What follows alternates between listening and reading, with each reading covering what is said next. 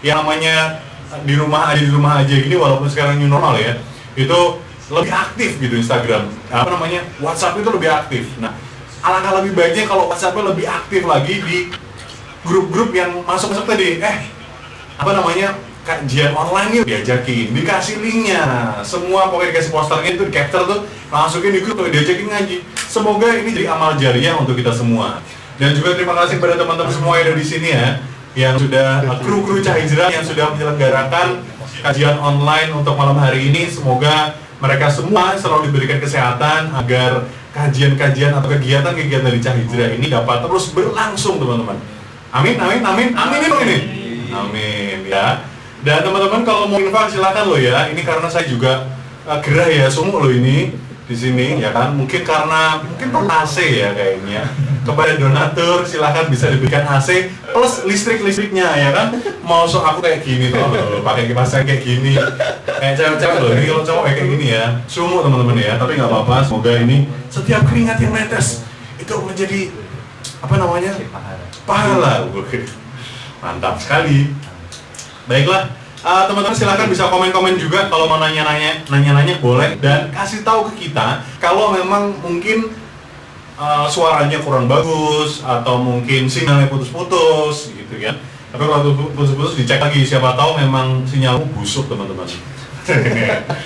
Silahkan bisa diganti providernya. Baiklah, untuk malam hari ini kita mulai kajian Cah Hijrah bersama Ustadz Yopi Al-Ghifari, di mana sebelumnya ya, untuk yang pertama-tama kita akan mendengarkan bersama-sama dan juga menyimak bersama-sama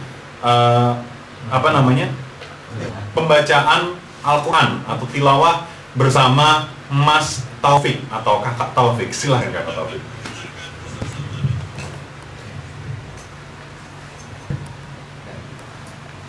Bismillahirrahmanirrahim. Assalamualaikum warahmatullahi wabarakatuh. Waalaikumsalam warahmatullahi wabarakatuh. Insyaallah pada malam hari ini akan membacakan surat At-Tahrim ayat 67.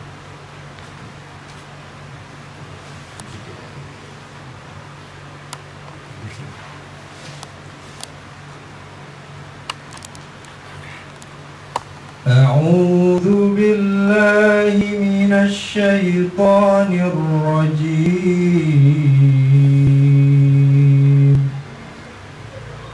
Bismillahirrahmanirrahim.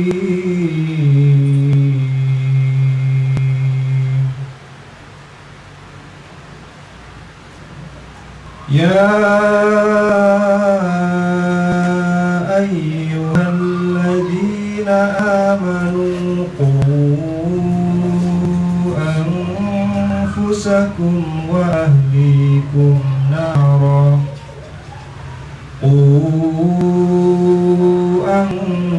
أنفسكم وأهليكم نارا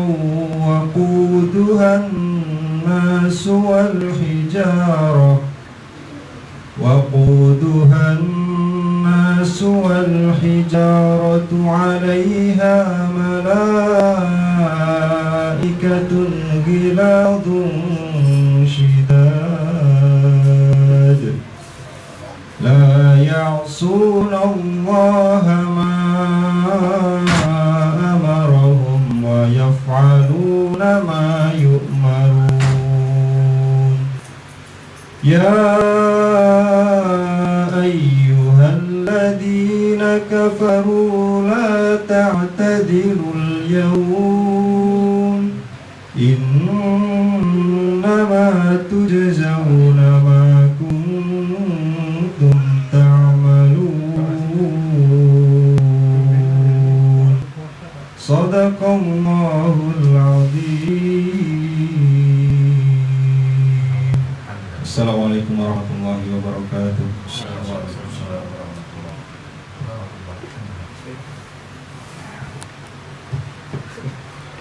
Baiklah teman-teman, tadi sudah kita perdengarkan pembacaan ayat suci Al-Quran. Saya senang hari ini ya, malam hari itu senang banget gitu bertemu dengan teman-teman solih semua yang di sini ya. Cah Hijrah bertemu dengan Mas Taufik, Ustadz Yopi, dan juga teman-teman Cah Hijrah di sini. Dan juga saya senang banget bisa ketemu sama teman-teman yang ada di live Instagram Cah Hijrah sekarang, followers Cah Hijrah nih. Seneng banget kumpul sama teman-teman semua ini ya. Wah, luar biasa. Dan malam hari juga saya seneng banget ini pakai kaos Al-Aqsa. Ini adalah salah satu kaos kesayangan saya nih teman-teman ya. Al-Aqsa ya. Masjid di mana insya Allah semoga masjid ini akan kembali ke umat muslim ya. Amin. Insya Allah semoga mohon doanya semua yang ada di Palestina semoga semua sehat terus, diberikan keberkahan yang banyak oleh Allah Subhanahu Wa Taala. Dan juga ini turun kasih sama teman saya. Ini semacam hijrah juga sih waktu itu. 2 tahun yang lalu saya sempat mengalami kecelakaan patah kaki. Nah waktu di rumah sakit kan butuh baju baru tuh. Itu dikasih sama anak-anak hijrah salah satunya. Luar biasa emang, keren banget ini ya. Dan nggak kalah kerennya lagi Ustadz kita untuk malam hari ini, beliau fokus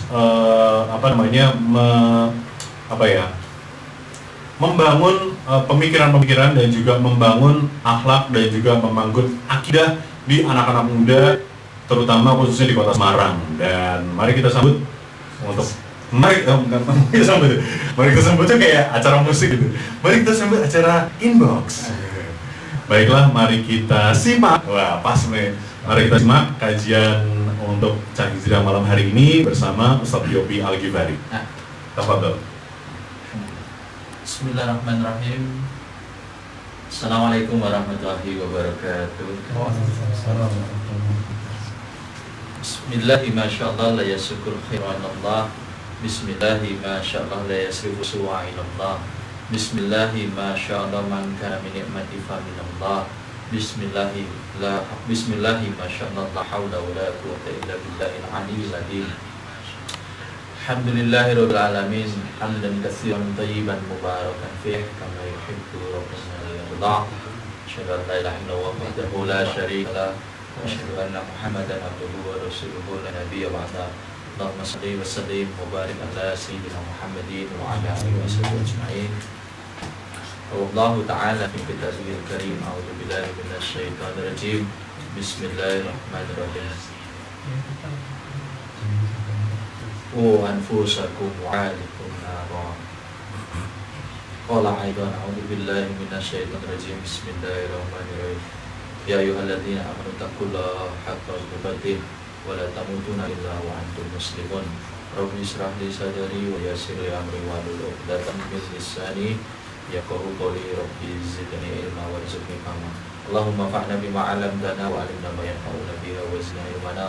Allahumma inna nufusana taqwa wa zakkiha anta khairu man zakkaha anta waliyuha wa maulaha. Ma ba'd. Akhwani wa ikhwati fillah rahimakumullah. Alhamdulillah, gimana kabarnya semuanya? Semoga selalu dalam rahmat dan perlindungan Allah Subhanahu wa taala, diberkahi kehidupannya, dimudahkan urusannya. Yang memiliki masalah hajat-hajat hutang, semoga Allah segera perkenankan untuk mendapatkan balasan-balasan atas penyelesaian persoalannya. Alhamdulillah, pada malam hari ini kami ingin menyampaikan sebuah risalah nih, kitab yang sebetulnya sudah lama sekali gitu. Ini saya kembali buka-buka karena sekarang mulai fokus belajar tentang menyampaikan tentang bagaimana keluarga dalam Islam. Kenapa sih babnya keluarga gitu ya? Kenapa sekarang kok saya kalau diperhatiin ya, kalau yang merhatiin kok sekarang bahasnya keluarga aja. Ternyata ini penting.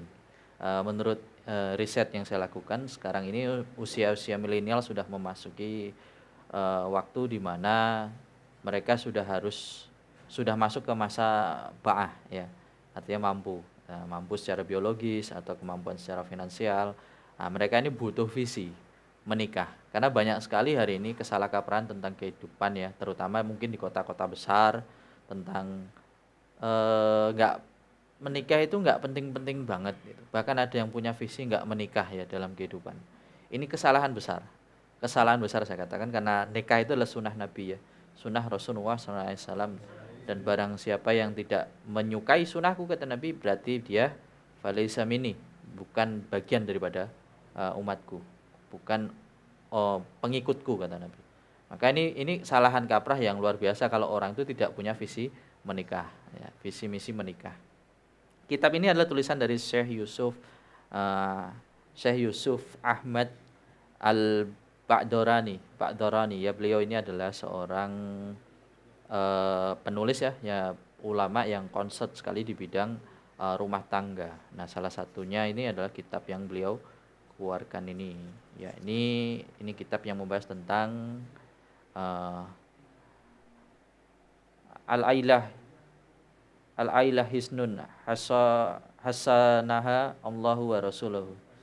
Ini kitab tentang benteng ya, yang telah keluarga, benteng yang telah dilindungi Allah dan Rasulnya. Nah, bagaimana nanti keluarga itu merupakan benteng Islam ya, benteng awal mula agama ini ya, itu melindungi Allah dan Rasulnya. Karena di balik keluarga yang rusak itu ada agama Islam yang rusak. Ya, jadi agama Islam itu rusak awalnya dimulai dari keluarga yang rusak. Ya. Bagaimana supaya keluarga itu tidak rusak? Nah, konsepnya harus dibenahi dulu. Nah, Al-Quran itu menyebutkan ya, setidaknya ada tiga kata yang digunakan dalam Al-Quran ketika menyebut seorang pasangan hidup, seorang istri ya, terutama seorang wanita. Karena kita tahu bahwa peradaban itu baik atau buruknya itu dimulai dari seorang perempuan. Nah, perempuan di dalam Islam itu sangat dimuliakan karena posisinya sangat penting. Karena kaidahnya apabila seorang perempuan dalam muslimah ya, seorang muslimah itu rusak, maka rusak seluruh agama ini. Tapi kalau muslimahnya baik, maka baik agama ini. Makanya para muslimah harus sadar dulu kalau dirinya itu seorang muslimah, seorang tiang pilar-pilar utama agama ini. Harus sadar dulu. Kalau perempuannya nggak sadar dia itu pilar agama ini, ya kehidupannya pasti akan amburadul ya, akan semrawut. Nah, dia harus sadar dulu posisinya sebagai seorang wanita dalam agama Islam. Dia harus tahu, dia adalah pilar yang sangat penting. Karena rusaknya agama ini itu rusaknya perempuan. Jadi kalau hari ini agama Islam nih ya kayak begini nih ya, tidak menarik ya, kuno ya, banyak masalah, itu bisa dipastikan karena perempuannya pasti juga seperti itu. Karena wanita itu adalah madrasatun ula. Madrasatun ula ini adalah bagaimana wanita itu menjadi sekolah pertama bagi siapa? Anak-anak. Nah, anak itu nanti mau laki mau perempuan kan akan jadi bapak, akan jadi ibu ya. Akan jadi seorang suami, akan jadi seorang istri. Nah, mereka itu tumbuh sebagaimana orang tuanya itu mendidik. Ini penting makanya. Makanya penting bab tentang keluarga ini harus difahamkan. Nah, dalam Al-Quran itu menyebut wanita ada 3. Asal teman-teman tahu ya. Dan ini dibedakan oleh Allah. Ada 3. Yang pertama, Allah menyebutnya sebagai imro'ah. Imro'ah. Dan yang kedua adalah Allah menyebutnya sebagai zaujah. Dan yang ketiga, Allah menyebutnya sebagai sahibah. Nah, apa bedanya?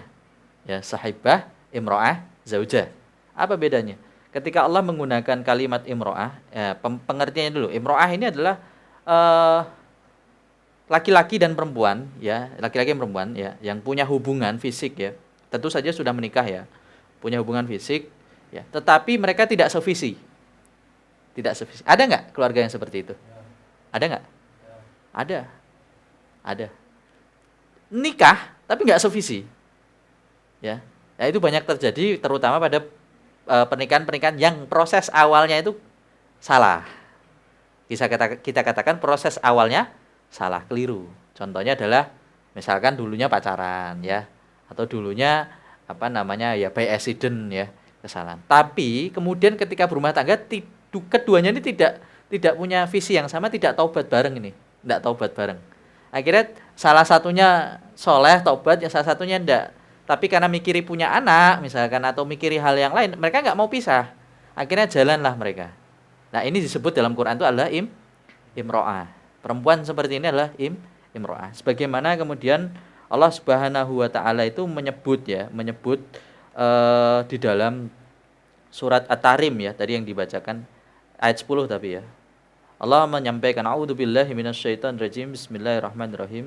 Daraballahu masalal lil ladzina kafaru ramra'atan nuhi wa imra'ata lut. Jadi Allah itu menyampaikan daraballahu masalal lil ladzina kafarum ra'atan nuhi wa imra'ata lut.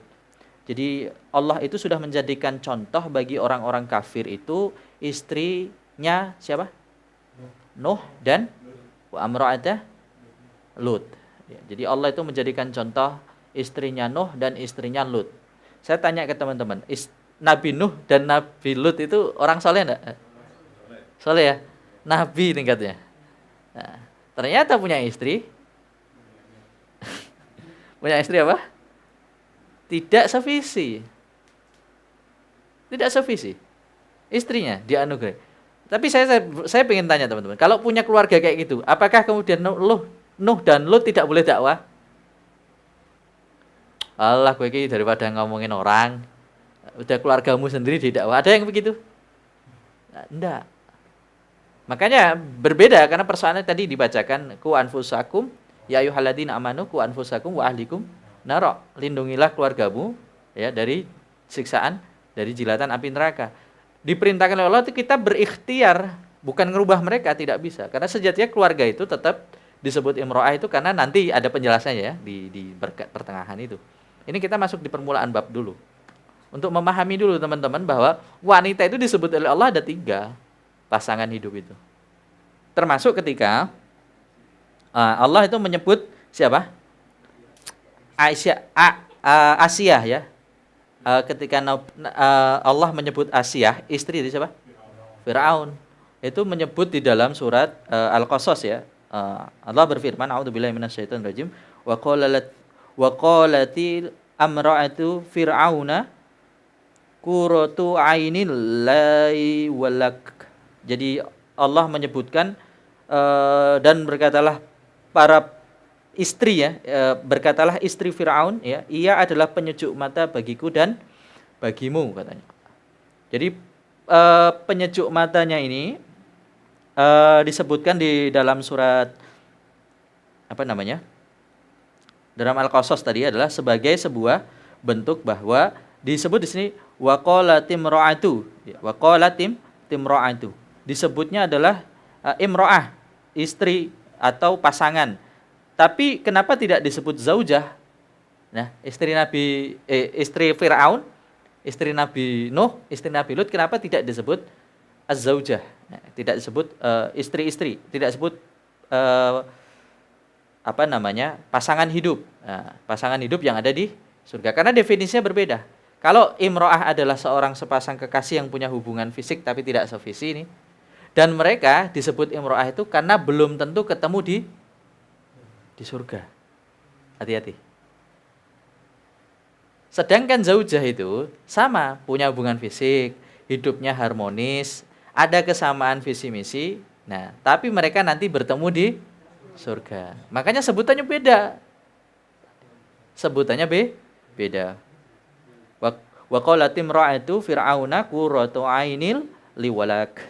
Itu supaya dijadikan itu istri Fir'aun itu berkata ia adalah penyejuk mata bagiku dan bagimu. Ini ketika membicarakan siapa? Musa alaihissalam. Ketika membacakan ketika membahas tentang Musa. Maka kalau kita memperhatikan lagi dalam surat Al-Baqarah ya. Ini bedanya nih dalam surat Al-Baqarah. Ini kita bedah Quran dulu ya. Di ayat 35 ya. Allah Subhanahu wa taala menyampaikan wa qulna ya adamu uskun anta wa zawjuka jannah wa zawjuka. Allah menyebut apa? Wa zaw kepada siapa? Adam. Menyebut siapa? Hawa. Hawa masuk surga atau enggak? Bertemu Adam apa enggak? Bertemu. Di dalam surat Al-Baqarah 35 Allah Subhanahu wa taala menyebut Adam ya. Wa qulna ya Adamu uskun anta wa zawjuka jannah wa zawjukal jannah. Nyebut beda. Ya gitu lah ya. Tadi di surat At-Tahrim, di surat Al-Qasas beda. Ya kan? Imro'ah dan zaujah. Ini bedanya. Jadi dalam Quran itu kalau menyebut sesuatu dimension, artinya kalau kita baca terjemah Indonesia sama. Istri ya disebutnya itu ya istri. Lalu bedanya apa? Makanya ini bahasa Arab tuh beda. Apalagi di bahasa Quran. Kalau Quran sudah menyendirikan sesuatu bahasa itu berarti sudah maknanya lain. Berarti zaujah itu adalah apa? Yang masuk ke dalam surga. Nah, Ini termasuk ada dalam surat Al-Ahzab ayat 28 ketika Allah Subhanahu wa taala menyeru Rasulullah SAW, "Ya ayuhan nabiyyu kul li zaujika." Katakanlah, ya para nabi, katakanlah kepada zaujika. Siapa zaujika? Istri. Berarti istri nabi ketemu nabi tidak di surga? Nah, itu definisinya. Karena Allah tidak menyebutnya imro'ah. Imro'ah tidak menyebutnya, tapi Allah menyebut mereka zaujika. Berarti ketemu sama Nabi di mana? Di surga. Nah, berarti perbedaan antara zaujah, imro'ah dan juga apa namanya? Sahibah itu adalah ketika mereka nanti masuk ke dalam surga dan tidak. Nah, sahibah itu apa? Sahibah itu sebagaimana yang dikatakan di dalam surat Al-Abasa ya. Ayat 36. A'udzubillahi minasyaitonirrajim wa sahibatihi wa banihi. Ya, Allah mengatakan dan istri-istri dan anak-anaknya. Nah, sahibah itu apa? Yang disebut sahibah itu apa? Ketika nanti mereka dibangkitkan. Ketika ini suami istri meninggal ya, suami istri meninggal bersama nih. Dibangkitkan oleh Allah. Itu mereka disebut sahibah. Mereka disebut sahibah. Ada perbedaannya, ada penyebutannya. Kenapa disebut sahibah? Karena ketika itu mereka lupa dengan pasangannya. Mereka sibuk dengan hisab. Hati-hati teman-teman. Nanti istrimu ini, suamimu yang tidur bareng itu akan saling menghisab kalian. Maka disebut dari dalam Al-Quran sahibah. Beda. Ya, hati-hati ya. Suami istri nanti akan saling nuntut. Padahal di dunia mereka saling mencintai, sevisi, tapi mereka akan saling menuntut. Kapan? Nanti ketika di yaumil hisab. Karena di yaumil hisab bahkan para ibu itu nuntut air susu yang sudah diberikan ke anaknya. Semua akan menuntut. Kenapa? Karena di situ nanti uang nggak bisa berlaku. Kebaikan sudah tidak ada, amal sudah nggak bisa diperbuat. Apa yang diminta mereka? Pahala. Mereka akan menuntut semuanya. Saling menuntut. Makanya para suami dan istri itu nanti disebutnya sahibah. Di situ, di surat Abasa. Ya, di surat Abasa dijelaskan di situ dalam ayat 36. Nanti bisa dicek ya. Ketika para suami dan istri itu dibangkitkan, mereka akan saling menuntut.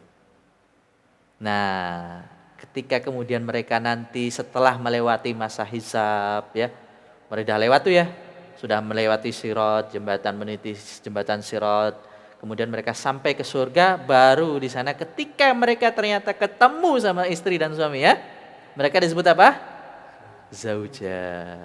Mereka akhirnya mendapat predikat az-zauja.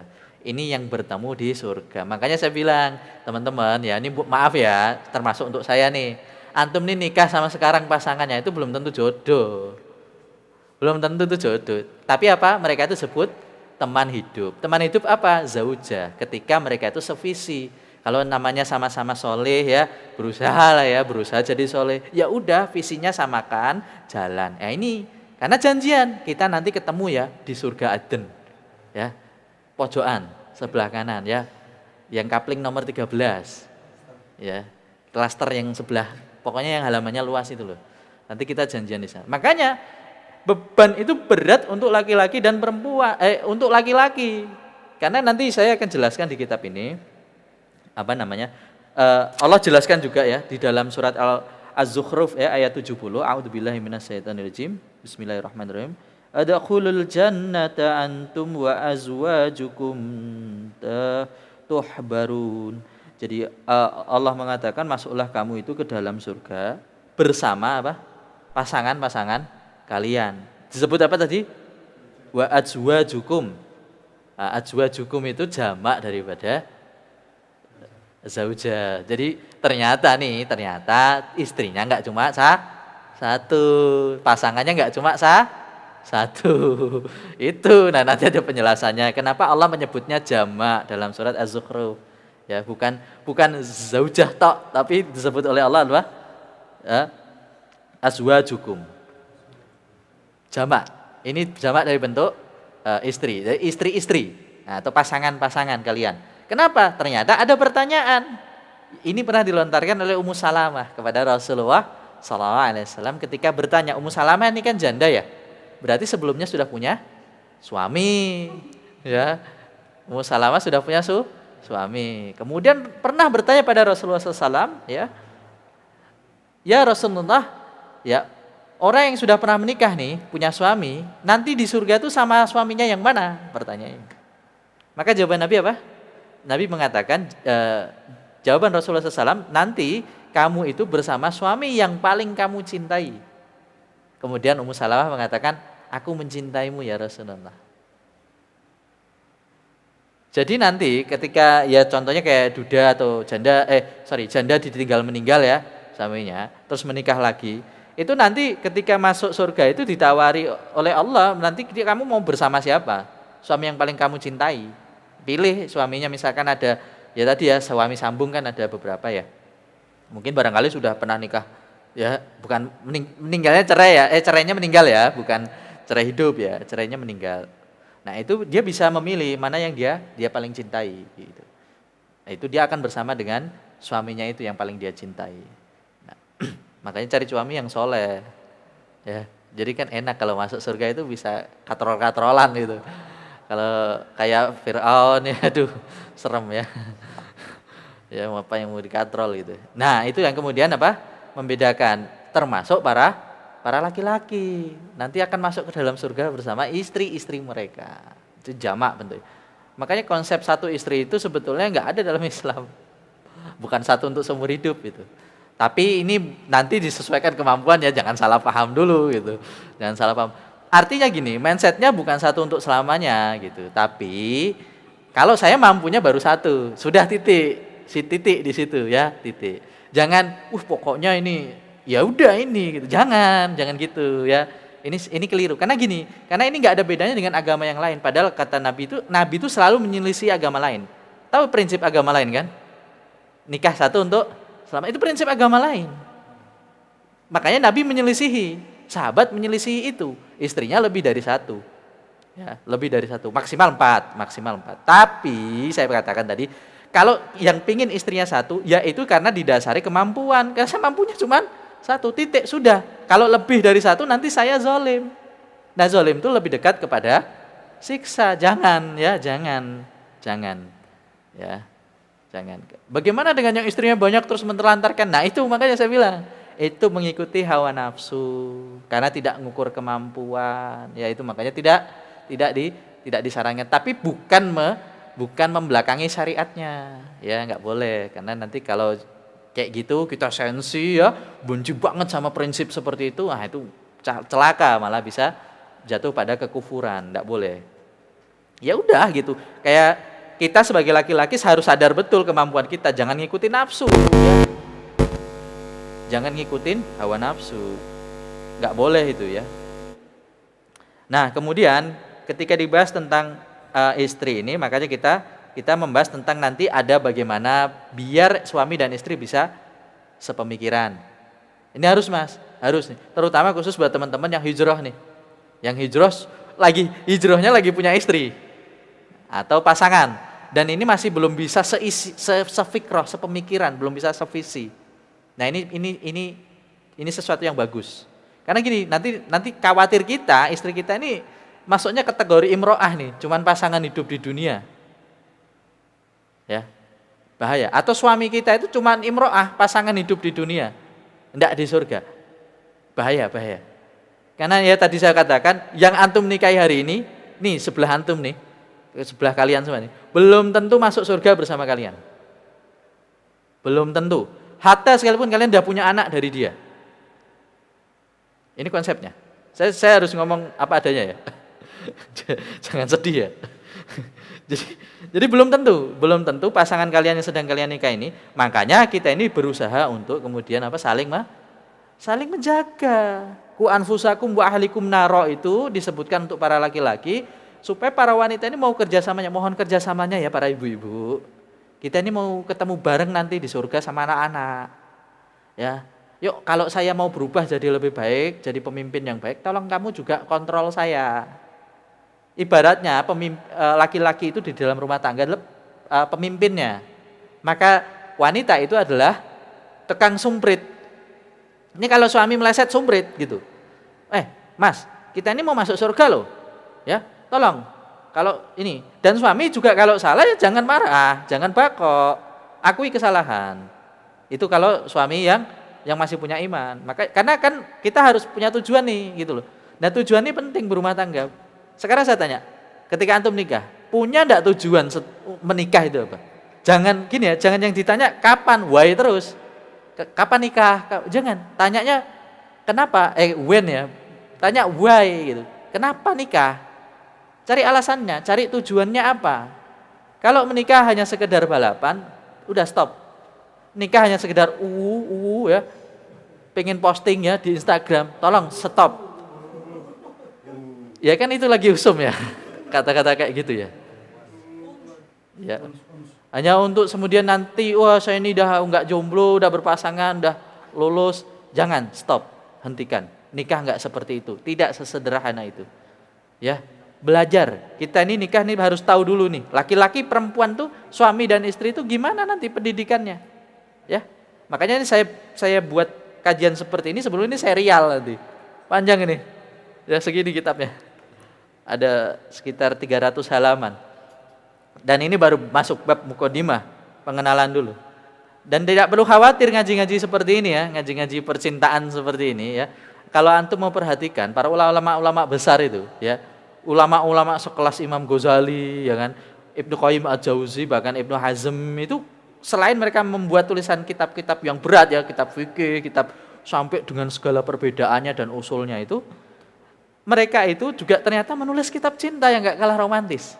Ya, kitab-kitab rumah tangga seperti ini. Dan ketika mereka membahas itu tuh, wah nuansanya sangat luar biasa, melankolis, sangat dalam sekali. Itu yang nggak banyak dilihat oleh teman-teman, nggak tahu. Kesannya kalau ngaji begini nih, walah cinta nih remeh-temeh. Lu jangan salah, tadi saya bilang, keluarga itu hancur atau enggak, Islam tuh hancur atau enggak, tergantung para keluarga ini. Sedangkan hari ini keluarga yang paling banyak dibangun tuh usia-usia muda loh, rentan sekali. Nanti jangan disalahin ta'arufnya ya.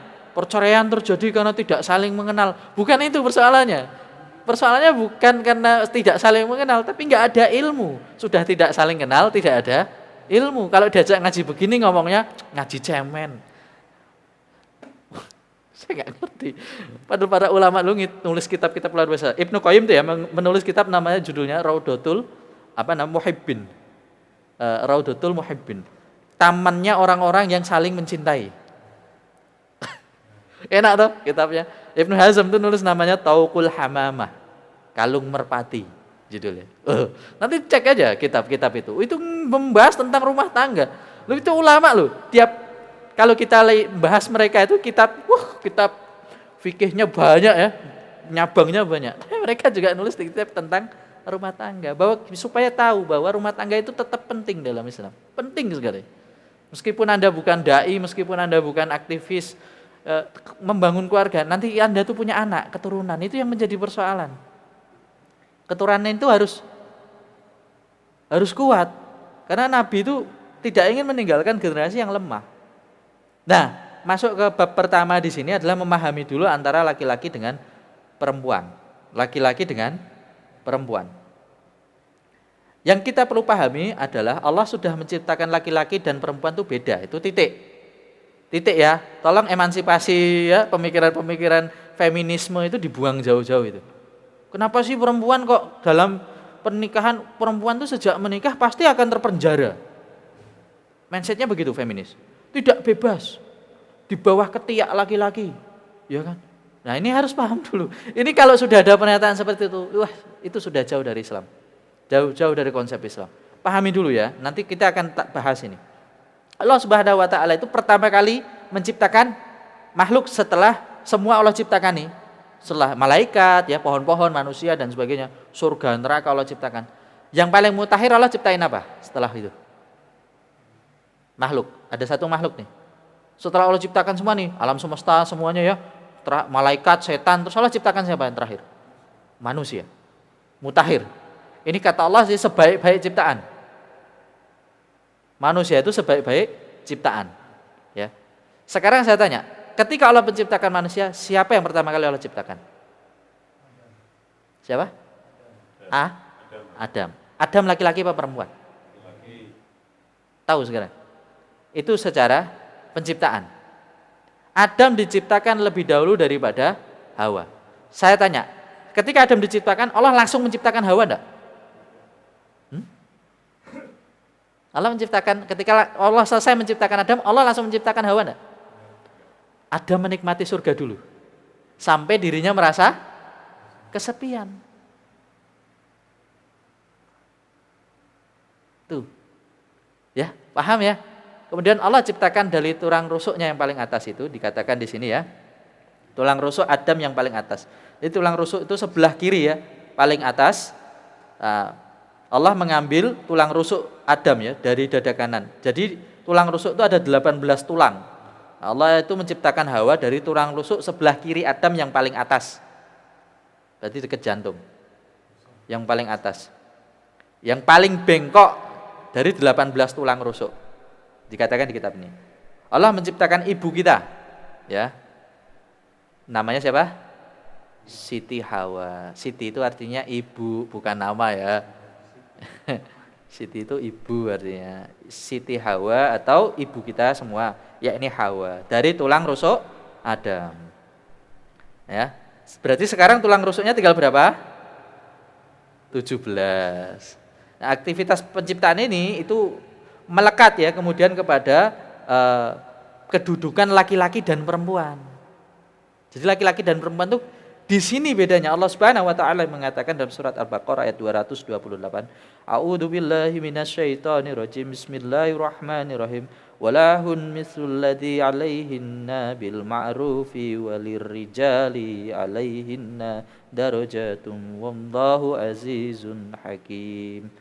Dan para perempuan itu mempunyai hak yang seimbang dan kewajiban yang sama menurut cara yang ma'ruf. Nanti dijelaskan. Perempuan itu punya hak yang sama dengan laki-laki ya. Tapi dijelaskan secara ma'ruf. Apa itu? Akan tetapi para suami mempunyai satu tingkat lebih tinggi. Ini lebih tinggi daripada istrinya. Dan ditutup dengan kalimat apa? Wallahu azizun hakim. Allah itu maha perkasa lagi bijaksana. Kenapa laki-laki ditinggikan oleh Allah kok ditutupnya dengan Allah itu maha bijaksana? Allah lebih tahu maksudnya. Kenapa laki-laki itu satu tingkat lebih tinggi dari perempuan. Wahai para perempuan, ingat nih ya, mau kalian wanita karir, mau kalian punya duit banyak, mau kalian bos, mau kalian ini tajir melintir, kalian berjodoh ya qadarullah dengan laki-laki yang sederhana, biasa saja, baik hatinya, soleh, tetap saja kamu di bawah dia. Jangan pernah bandingkan hartamu itu dengan laki-laki ini. Jangan pernah. Kamu harus pahami dulu dalam surat Al-Baqarah ayat 228. Catat ini. Al-Baqarah 228. Ini catat, ini konsep perempuan dan laki-laki. Catat. Jadi enggak ada emansipasi, itu sudah dijelaskan di Allah di awal ya. Di awal kalimat Allah mengatakan hak dan kewajiban perempuan itu seimbang dengan laki-laki, cuman tetap laki-laki di atas perempuan. Ini yang perlu catat ya. Perlu diingat teman-teman. Catat itu para akhwat ya. Al-Baqarah 228 tempel di kamar. Ya. Supaya ingat bahwa kamu itu tetap di bawah perempuan. Ini yang mengatakan bukan manusia ya. Yang mengatakan Rabbul Alam, Tuhanmu yang menciptakan kamu, saya, menciptakan kita semua. Ini Allah yang mengatakan. Laki-laki di atas perempuan 1 derajat, 1 tingkat. Jadi jangan pernah dengan semua keberhasilanmu itu kemudian kamu sampai mengeluarkan kata-kata yang kemudian itu meremehkan suamimu, merendahkan suamimu. Demi Allah itu buruk, itu wanita yang buruk. Kejadian itu pernah terjadi. Nanti akan masuk di bab yang berikutnya. Saya tidak akan cerita itu nanti. Next saja. Di kalimat berikutnya, di makalah berikutnya ya, dijelaskan bahwa menuntut cara buat ma'ruf itu yaitu adalah ketika laki-laki dan perempuan itu melakukan laki-laki dan perempuan, suami dan istri itu melakukan kewajiban yang sama-sama, hak yang dituntut sama. Apa itu yang ditinggul? Gini, yang dimaksud begini. Perempuan itu tidak wajib cari nafkah. Ya, santai aja, semende di rumah, santai nonton Netflix atau nonton Indosiar atau Korea ya. Tidak wajib bagi kalian cari uang. Jadi ndak usah ngoyo sekoyo-koyo kayaknya seolah-olah jadi wajib. Wah, saya pokoknya harus cari duit nih, suami saya bla bla bla bla bla gitu. Jangan ngoyo, duduk anteng di rumah ngurus anak. Ya. Biarkan suami berkeringat berpanas-panas di luar. Itu kewajibannya. Makanya sekarang itu banyak istri itu nyelelek ya, maaf ya, maksudnya ngelawan suami itu karena apa yang menjadi porsi seorang suami diambil. Terus jadinya ada perasaan jumawa. Nah, setan itu datang dari situ. Ini para akhwat dulu ya, para perempuan dulu, para istri dulu. Ya. Kenapa begitu? Makanya santai dulu di rumah. Ibadah pun begitu, sholat ya. Sholat itu perempuan derajatnya lebih tinggi di rumah daripada berjamaah. Tuh, makin rapat kamarnya, makin banyak pahalanya. Dia sholat nih di tempat, mungkin nanti kalau yang sugih ya, bikin bunker bawah tanah itu.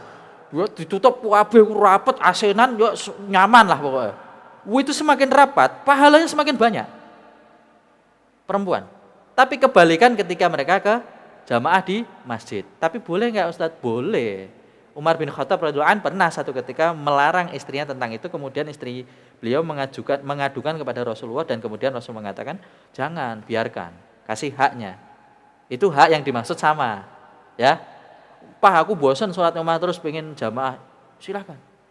Ya. Bi, aku bosan bi sholat terus. Ini suaramu meneh wah nyimamu nyeter.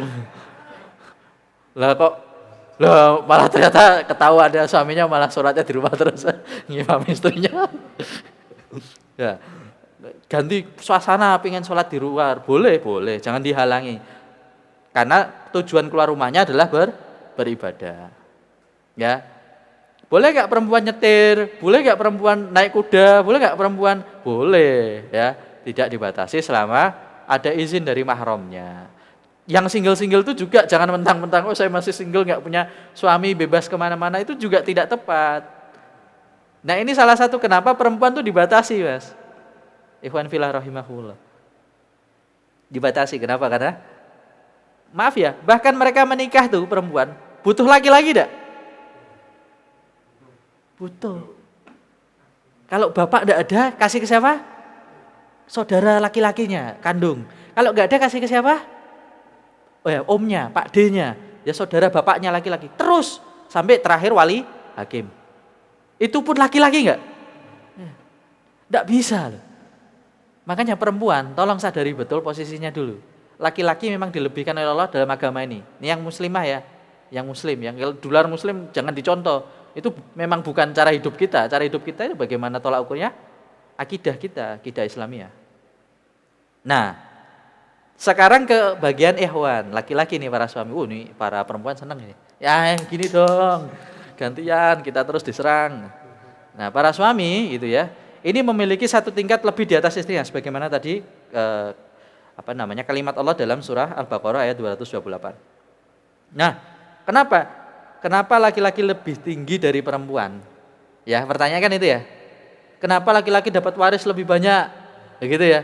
Ada perempuan yang suka nanya gitu tuh, sok-sok aktivis feminis ya.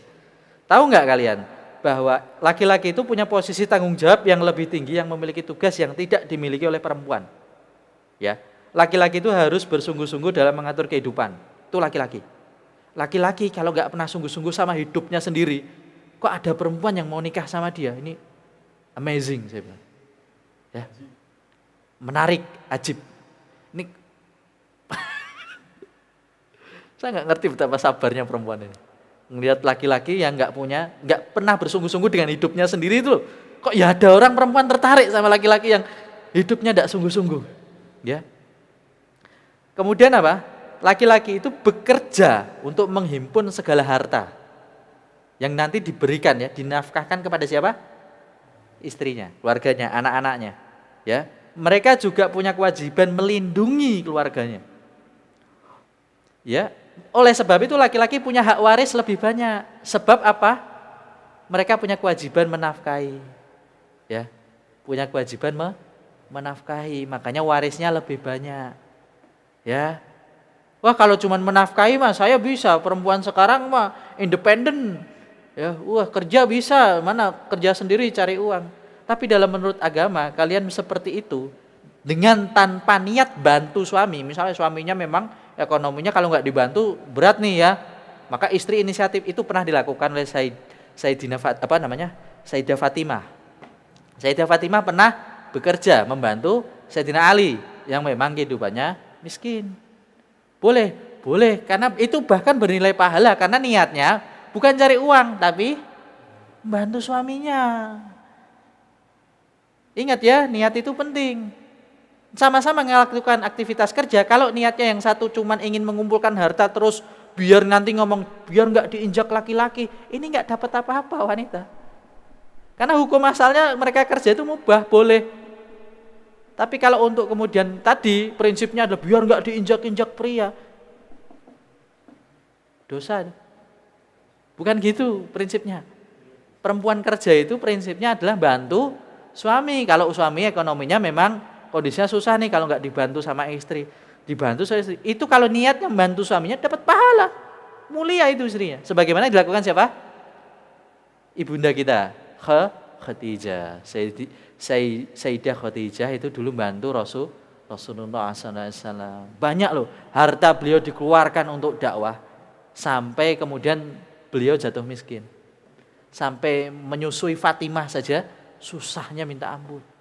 Tapi tidak pernah ada perasaan Ibunda Khadijah itu menyesal, sedih karena hartanya habis untuk Nabi, untuk dakwahnya Rasul. Kenapa? Karena beliau bahkan mengeluarkan kalimat yang sangat mulia. Kalimat mulia ini wanita luar biasa, contoh yang luar biasa.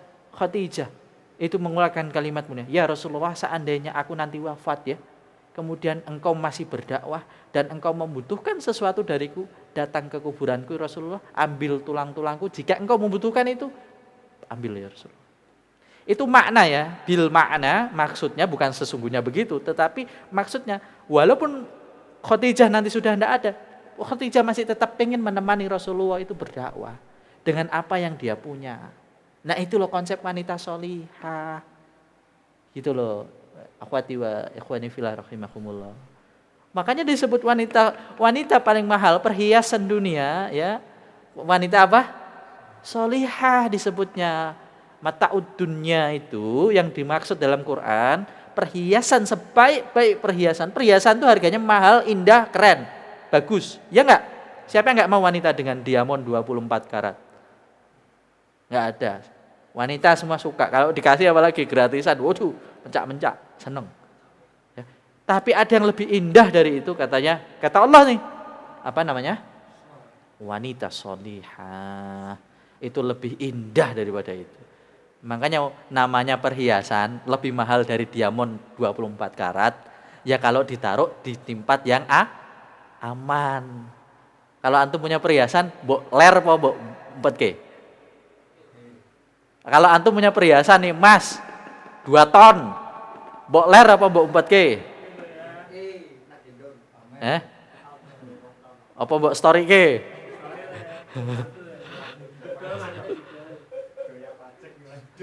Ya, 2 ton. Kalian sembunyikan, mbok simpen ning tempat aman, apa mbok kalian duduh-duduh ke? Mbok ler. Simpen ya. Itu baru emas. Itu baru permata. Antum punya istri solihah, disimpan, jangan dipamer-pamerkan. Beda kalau ketahui sendiri nggak apa-apa. Nah ini banyak celaka, maaf ya, banyak akhirnya kasus perselingkuhan itu diawali dari sering memuji pasangan di sosial media. Sering ya, saya bilang sering, bukan artinya terus nggak pernah sama sekali, ya nggak juga gitu. Sering, contoh nih, ini banyak kasus terjadi, saya pernah sendiri gitu, menyaksikan. Enggak, maksudnya saya pernah menyaksikan gitu ya.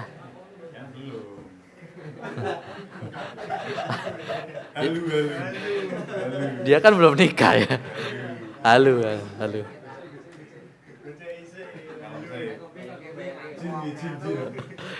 Ini antum kena jin penghalang jodoh. Materi lalu. Jadi seseorang laki-laki suami sering memuji istriku nih, ya masya Allah.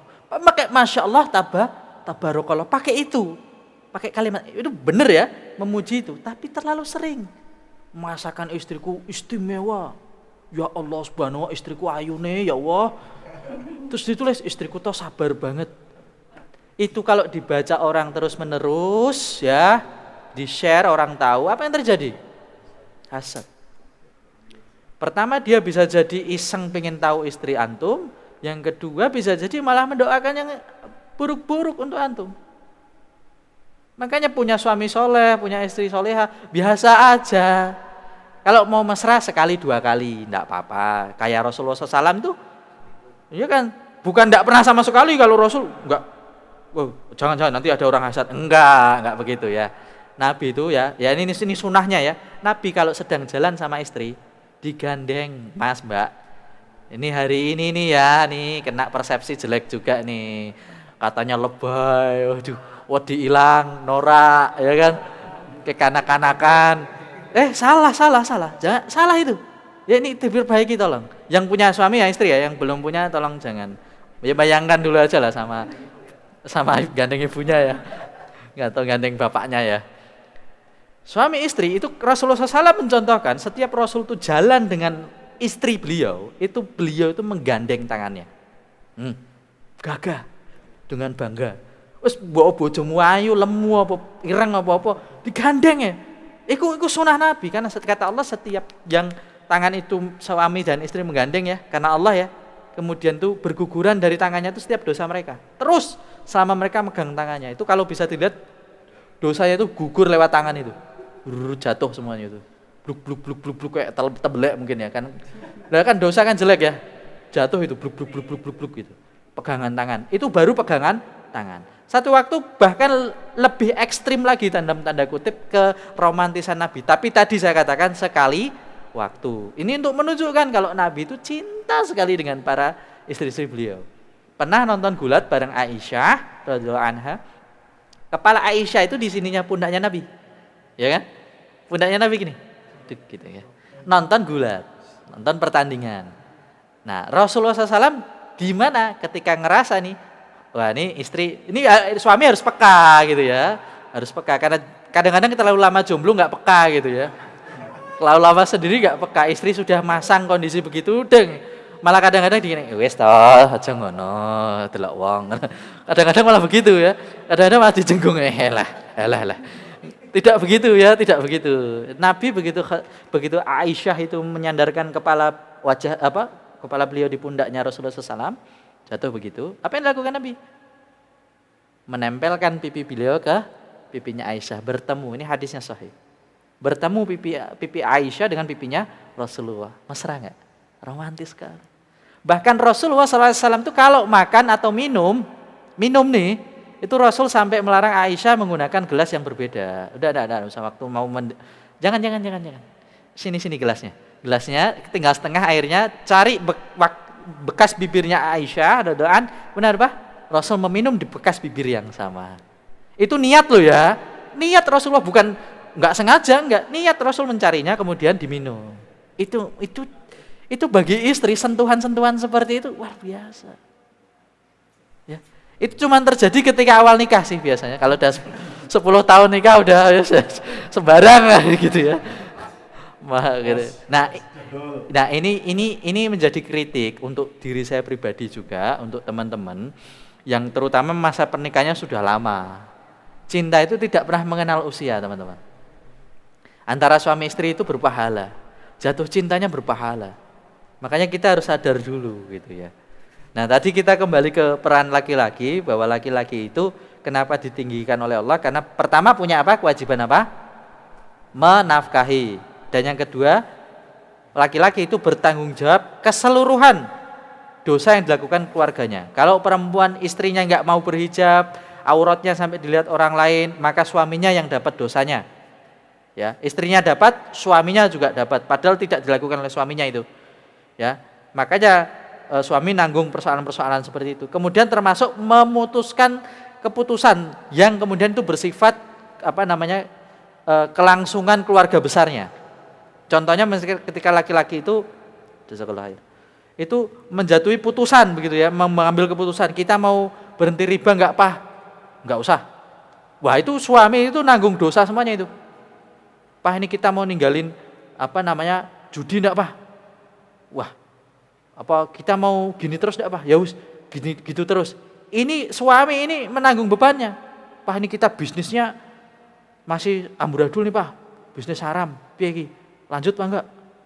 Itu kalau dilanjut sama suaminya, dia yang bertanggung jawab. Contoh kasusnya siapa? Saya ambil lagi contoh kasusnya siapa? Nabi Adam.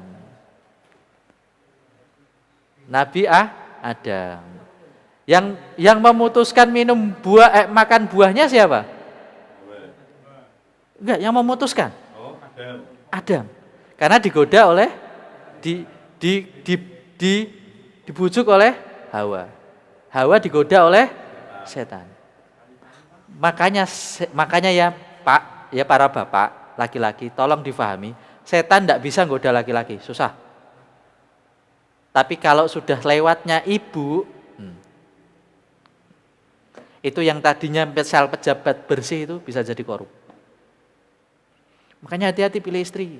Dan para istri kudu sadar, bisikan kalian itu sangat didengar oleh para suami. Meskipun kalian ngerwakene mbek demi pil, nah, ya itu didengarkan. Ini ada kisah tentang Harun ar-Rasyid juga. Harun ar-Rasyid al-Khalifah, ya, seorang khalifah Abbasiyah. Harun ar-Rasyid itu pernah memberikan kekuasaan putra mahkota itu kepada anak yang salah gara-gara masukan istrinya. Karena Harun ar-Rasyid itu punya 2 anak, yang satu itu anak dari budaknya, yang satu lagi anak dari istrinya. Nah, anak yang dari istrinya ini akhlaknya jelek sekali. Jelek sekali. Sedangkan anak dari budaknya ini akhlaknya bagus. Cocoklah jadi pengganti dirinya. Tetapi istrinya ini mbisiki. Pinginnya yang ganti anaknya yang dari istrinya ini. Akhirnya apa yang terjadi? Padahal faktanya sudah jelas di depan mata Harun ar-Rasyid, lihat sendiri anaknya yang ini sama yang ini akhlaknya beda. Tapi Harun ar-Rasyid bisa akhirnya bergeser ke yang fakta yang bahwa akhlaknya tidak baik. Dia pilih anak yang akhlaknya tidak baik untuk jadi penggantinya. Gara-gara siapa? Istrinya. Begitupun Adam ketika makan buah yang dilarang oleh Allah. Itu gara-gara siapa? Hawa, istrinya. Jadi para istri harus sadar ya. Harus sadar. Laki-laki menanggung 3 hal itu. Tanggung jawab atas keseluruhan keluarga, kemudian menanggung dosa-dosa, menanggung tanggung jawab itu. Kemudian mereka memiliki mereka harus menafkahi keluarganya dari cara yang halal. Kemudian mereka harus menanggung dosa-dosanya. Untuk itulah laki-laki diberikan kelebihan oleh Allah yang tidak dimiliki oleh para istri. Ya jangan iri. Tak kasih tahu. Suami itu kalau mau jihad fisabilillah, itu harus keluar rumah. Keluar rumah. Perang. Kalau cari nafkah ya harus keluar rumah ya. Berjibaku ya. Takel-takelan kadang-kadang. Lu enggak tahu kamu kehidupan di lapangan segitu kerasnya. Tapi lihat apa yang dilakukan. Itu pahalanya jihad fisabilillah ya. Tapi apa yang dilakukan oleh perempuan? Suami pulang disambut dengan wajah ceria, assalamualaikum, ya. Baiklah teman-teman, kembali lagi di live Instagram Cah Hijrah, tentunya di kajian online bersama Ustadz Yopi Al-Ghifari. Tadi lagi seru-serunya untuk membahas tentang rumah tangga dan juga masalah percintaan ya. Jadi kita ngaji untuk malam hari ini adalah kaji cinta. Nah, jangan dianggap remeh nih, ternyata ngaji cinta ini justru jadi penopang ya. Tadi kalau kita mendengarkan tausiah dari beliau, yang biasanya ini 1 jam emang mati dulu. Nah, sekarang sudah lanjut lagi. Selamat datang yang baru gabung lagi di live Instagram Cah Hijrah. Nanti akan kita lanjut langsung ya. Sampai mana tadi ya? Tadi sampai tanggung jawab dari pria ini besar sekali. Nah, silakan bisa dilanjut lagi, Ustaz Yopi, monggo. Baik. Bismillahirrahmanirrahim. Jadi tanggung jawab laki-laki itu 3 kali ya, lebih banyak daripada perempuan. Sehingga kenapa para perempuan itu harus sadar dulu. Mereka ini ketika menikah harus siap taat kepada suaminya. Itu harus sadar betul. Ya namanya suami itu tetap manusia ya. Kadang-kadang punya kurang, punya khilaf, punya salah. Tetapi yang jadi patokan adalah surga. Ingat visinya harus itu. Yang penting saya pengen masuk surga. Kalau dulu Asiyah itu kayak perempuan hari ini banyak ngeluhin suami, wah sudah, enggak jadi masuk surga itu. Lah kan kalau kita tahu Firaun kayak apa jeleknya ya. Udah enggak ada bagus-bagusnya sama sekali gitu. Masih mending lah suami-suami kita hari ini lah, enggak Firaun banget lah. Cuman kan kalau ketika Asiyah itu hidup di zaman seperti kita sekarang, para perempuan sekarang, apa-apa sedikit laki-laki begini, ya tadi sebagai dirinya sebagai tetap manusia itu kekurangan kok di fokus itu terus ya lama-lama ya tidak akan bahagia. Nah itu harusnya kita pahami betul bahwa seorang suami itu tetap manusia, biasa punya kesempatan salah khilaf, maka bersabar menghadapi itu semua. Karena Asiyah itu juga masuk surga karena kesabarannya menghadapi suaminya yang super zalim. Nah, makanya itu ya suami diberikan hak lebih banyak kepada Allah Subhanahu wa taala dibanding perempuan. Walaisa dzakaru kal unsa, memang beda. Memang dari awal. Sampai Rasulullah SAW itu pernah bersabda. Saking tingginya, saking mulianya seorang laki-laki, Rasulullah SAW itu bersabda, "Lau amartu ahadan bi sujudi li ghairillahi la amartu al-amra'ata antasjuda li zaujiha." Andai aku boleh memerintahkan seorang bersujud kepada selain Allah, niscaya aku perintahkan para istri itu bersujud di hadapan suaminya. Itu menunjukkan betapa tingginya laki-laki itu di dalam Islam, seorang suami terutama di dalam pandangan istri. Ini Nabi ya, Rasulullah SAW yang menyampaikan. Lau amartu ahadan bisujudi li ghairillahi la amartu almar'ata antasjuda li zaujiha. Sampai kedudukannya itu sujud. Seandainya Allah itu boleh, ada yang boleh sujud di selain Allah ya, seandainya, ini perandaian. Maksudnya Rasulullah SAW menggambarkan betapa tingginya derajat para suami. Ingat ini catatan ya, hadis Nabi SAW. Nah, dijelaskan juga Allah Subhanahu wa taala berfirman, ini suratnya sangat terkenal, An-Nisa ayat 34. A'udzubillahi minasyaitonirrajim. Bismillahirrahmanirrahim. Ar-rijalu qawwamuna 'alan nisa'i bima faddalallahu ba'dahum 'ala ba'dim wa bima anfaqu min amwalihim fasolihatu qanitatun hafizatun lil ghaibi bima hafizallah. Laki-laki itu adalah al-qawam, pemimpin bagi perempuan. Oleh karenanya Allah Subhanahu wa taala melebihkan sebagian dari laki-laki atas sebagian yang lain, yakni dari perempuan. Dan karena laki-laki itu menafkahkan sebagian harta mereka, nah, sebab itu maka perempuan yang solihah ialah yang taat kepada Allah Subhanahu wa taala, lagi memelihara dirinya ketika suaminya tidak ada. Oleh karena Allah telah memelihara mereka berdua, suami istri itu. Nah, maksudnya apa? Dijelaskan dalam kitab ini. Al-Qawam itu adalah pemimpin atau sandaran, atau bisa berarti yang bisa diandalkan.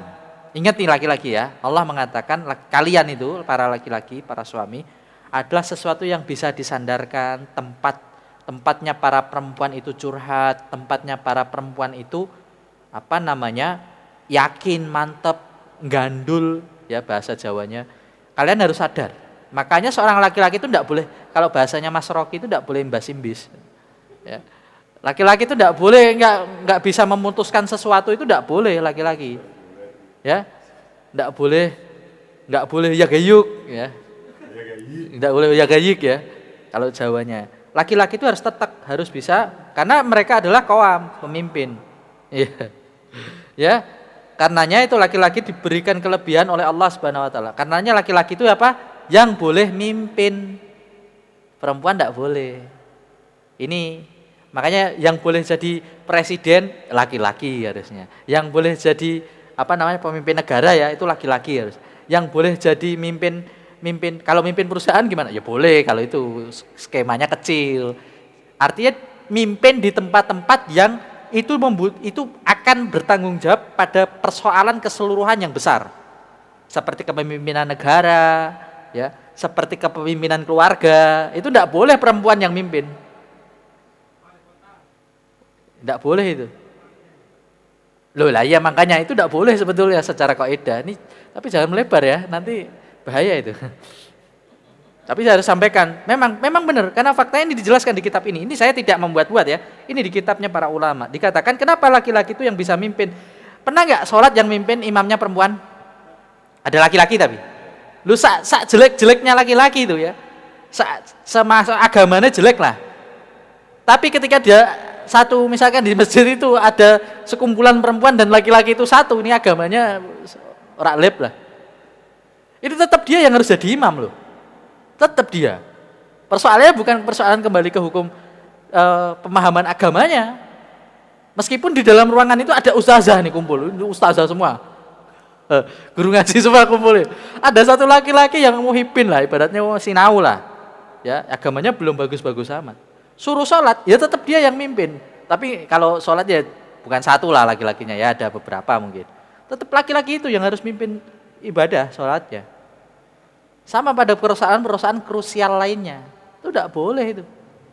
Ya, kalau persoalan pekerjaan beda lagi ya. Persoalan pekerjaan itu beda, mubah, boleh. Memang itu ada penjelasan tersendiri dalam fikih muamalah.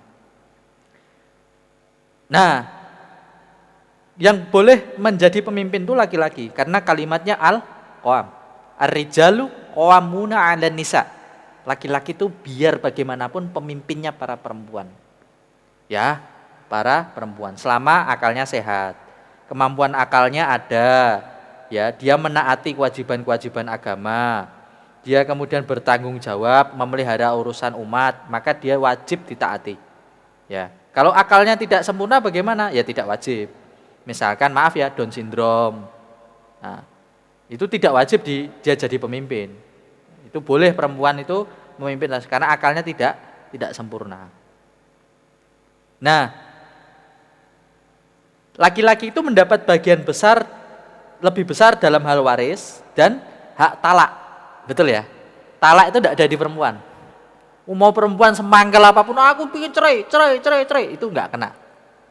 Tapi sekali aja laki-laki bercanda tentang cerai beneran. Karena kata Nabi SAW, yang bercandanya dianggap serius itu salah satunya adalah talak. Jadi jangan pernah walaupun goyonan sama teman pakai bahasa itu ya. Wah, aku toh meh nalak tit itu. Ya. Tidak boleh itu guyonan seperti itu. Karena bercandanya yang tetap berhukum serius itu adalah salah satunya tentang talak. Kata Nabi. Jadi jangan pernah bercanda menggunakan bahasa talak. Sekalipun itu hanya untuk guyonan. Itu tidak boleh itu. Karena jatuh hukum cerai.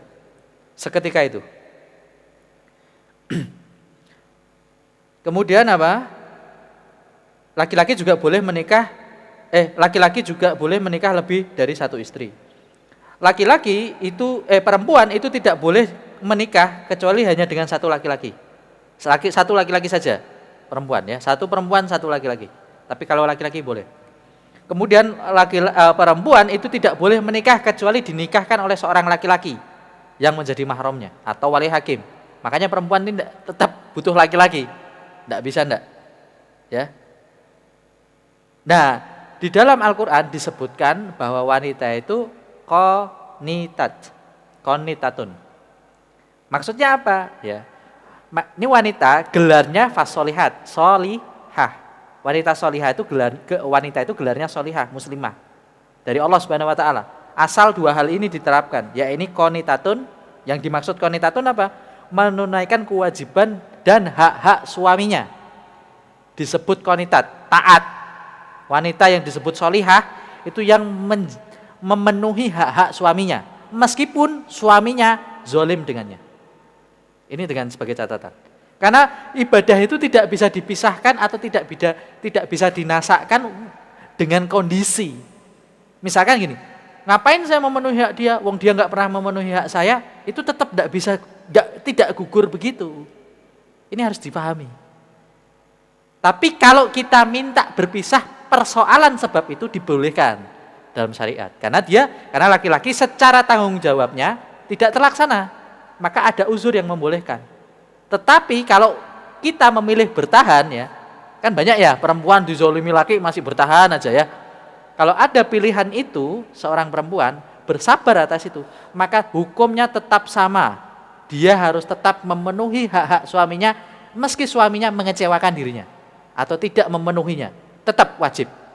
Itu tidak boleh hilang, karena tidak ada bahasa dia itu aja zolim sama saya, dia itu mengecewakan saya, kenapa saya harus ngurusi dia?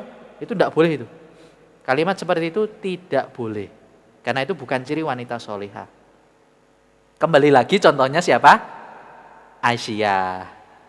Dia tetap memenuhi hak-hak Fir'aun meskipun Fir'aun zolim kepadanya. Tetap. Karena itu kewajiban istri, karena itu bentuk ibadah ya. Qanitatun itu bentuk ibadah. Ibadah itu tidak boleh kemudian misalkan gini, gak sholat lah nopo, bapak ngamuk-ngamuk, aku jadi rakmu to sholat, ben salahnya ngamuk ya aku rak sholat. Tidak boleh gak begitu? Hukum sholat menjadi tidak wajib gak kalau bapak marah-marah? Sholat tetap wajib kan? Meskipun bapaknya marah-marah tetap wajib sholat kan? Nah sama, istri pun taat memenuhi hak suaminya tetap berjalan meskipun suaminya mengecewakan, tidak memenuhi hak-haknya, itu tetap berjalan karena suami memikul dosa atas tanggung jawabnya sendiri. Itu ya dipahami ya? Ya tapi jangan gitulah banget. Kalau ya suami juga harus janganlah gitu ya. Kasihan para istri sudah bersabar seperti itu, harusnya kita ini peka lah, sadar ya. Oh iya gitu ya. Nah, kemudian dijelaskan hafizotun setelah qanitatun, hafizotun. Hafizotun itu apa? Nah, ini yang paling sering. Hafizotun lil ghaib adalah menjaga dirinya ketika suami tidak di rumah. Ini salah satu adab, tolong pahami ya teman-teman, terutama laki-laki yang suka main ke rumah temennya yang sudah punya istri. Kalau ngetok pintu, istrinya ndak bukai atau ndak ngerespon, harus difahami berarti suaminya ndak di rumah. Mungkin barangkali dia dipesenin ndak boleh buka rumah, atau dipesenin cuman ngomong saka lawang ora nemoni langsung, itu harus dipahami. Karena itu bagian daripada perempuan menjaga suaminya, menjaga kehormatan suaminya, keluarganya. Tapi kalau sudah diizinkan suaminya, ora apa-apa nduk nek tamu ditemui. Cuma nek golek aku pas aku ora nang omah ngomong kowe engko kon rene meneh nek aku sebalik. Maka lakukan sebagaimana perintah suami. Ya.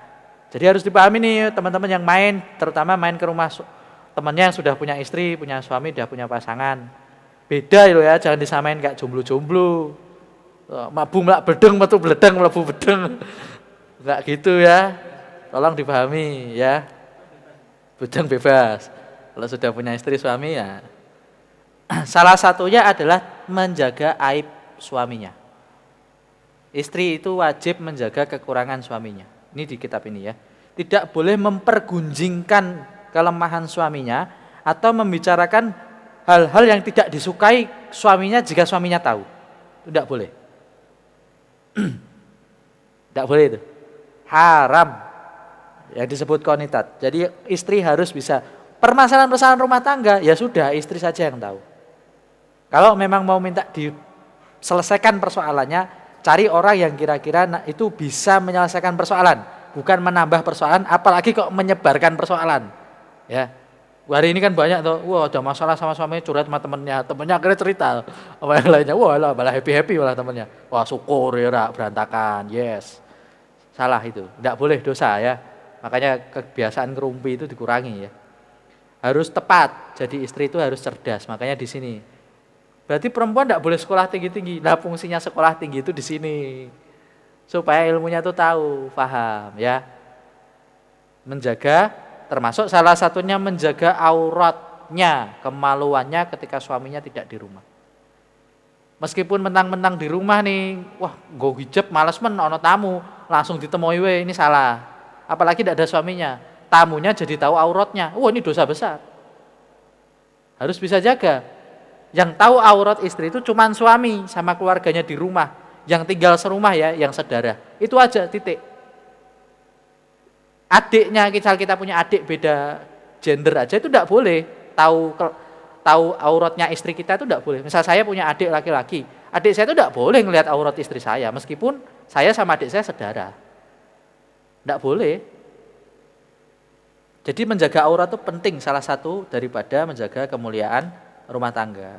Ya, dari sebab menjaga dua hal itu, qanitatun hafizatun, maka perempuan yang sukses Allah predikati dia sebagai fasolihat, wanita solehah, yang lebih indah daripada diamond 24 karat tadi, emas 2 ton.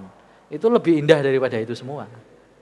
Makanya akhirnya suami jadi semangat untuk mencari nafkah, karena istrinya pintar menjaga diri, masakannya enak. Kalau di rumah disambung ya, mau mandi air hangat atau air dingin, mau dipijit sebelah mana, gimana suami tidak sayang gitu loh ya. Jangan salahkan suami begitu, kalau nyampe rumah aja nggak pernah ada sambutan seperti raja ya kan. Perlakukan suami itu seperti raja di kerajaannya, meskipun rumah kontrakan misalkan atau kos-kosan satu petak misalkan, perlakukan dia seperti raja di rumah itu. Wah, subhanallah, rajaku yang indah, yang super gitu ya. Mau makan apa? Kita sekarang sudah tidak punya beras, ya Allah. Subhanallah, 3 hari kita puasa. Dredeg badan saya, suamiku, ya Allah. Tidak boleh itu, ya. Nanti ada kisah tentang istri yang mengeluh. Ya. Istri yang mengeluh itu tidak boleh ya. Istri mengeluh ke suami itu tidak boleh. Kok ngeri ya jadi istri, kok dalam Islam malah jadi serba pasrah, bongkoan begitu loh. Iya, karena surga. Lu kan masuk surganya istri itu istimewa loh. Istimewa, enggak sesulit laki-laki. Lu perempuan tuh taat tadi aja yang saya sebutkan tadi. Menjaga itu aja, sudah cukup masuk surga. Dah lelahmu di dunia itu, yang kamu ngerasa ketidakadilan itu, cukup nanti terbayar dengan indahnya surga Eden. Allah Subhanahu wa taala menyampaikan dalam surat Ar-Rum ayat 21, "Wa min ayatihi an khalaqalakum min anfusikum azwajan litaskunu ilaiha wa ja'alna bainakum mawaddatan wa rahmah. Inna fi dzalika laayatil liqaumin yatafakkarun." Di antara tanda-tanda kekuasaan ciptaan Allah itu, Allah menciptakan istri-istri dari jenis kalian supaya kalian itu apa? Supaya apa? Mawadah warahmah, itu fungsi istri. Jadi istri kalau cuma ya punya istri cuma nambah masalah, nambah penyakit, ini nggak paham konsepnya. Ini surat Ar-Rum ayat 22 ya. Punya istri itu supaya menambah rasa tentram, kasih sayang, itu fungsi istri.